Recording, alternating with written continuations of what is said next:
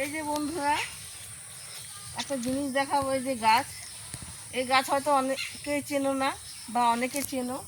এই গাছটা কিন্তু আমাদের অনেক উপকার করে। উপকারটা কীরকম করে, ধরো আমাদের দাঁতে ব্যথা হয়েছে, দাঁতে ব্যথা হলে এর যে কষ হয়, এই দেখো এর থেকে কষ বেরোয়। এই কষ যদি আমরা দাঁতের গোড়ায় দিয়ে রাখি, নুন দিয়ে দাঁতের গোড়ায় দিয়ে রাখলে কিন্তু দাঁতের ব্যথা কমে যায়। তারপরে এই যে কচি ডগাটা আছে, এটা দিয়ে যদি আমরা নুন দিয়ে দাঁত মাজি সকালবেলায়, দাঁতের গোড়ার মধ্যে দিয়ে বা চিবোই, নুন দিয়ে চিবলে পরে দাঁতের ব্যথা কিন্তু কমে যায়।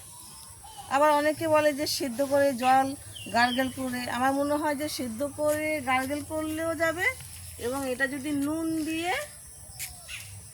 চাবিয়ে চাবিয়ে দাঁত, মানে যেখানে দাঁত ব্যথা হচ্ছে, পোকা হয়েছে দাঁতে, সেই সব জায়গায় যদি নুন দিয়ে চাবান বা সকালে ব্রাশ করেন প্রতিদিন, তাহলে দাঁতে পোকা, দাঁতে ব্যথা এইসবগুলো চলে যাবে।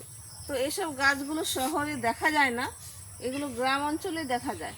তো আমাদের এখানে আগে প্রচুর দেখা যেত, এখন অল্প অল্প আছে, কিন্তু যাদের দাঁতে ব্যথা হয় তারা কিন্তু এইগুলো ব্যবহার করে, যাকে বলে আয়ুর্বেদিক ওষুধ। তো আপনারা যদি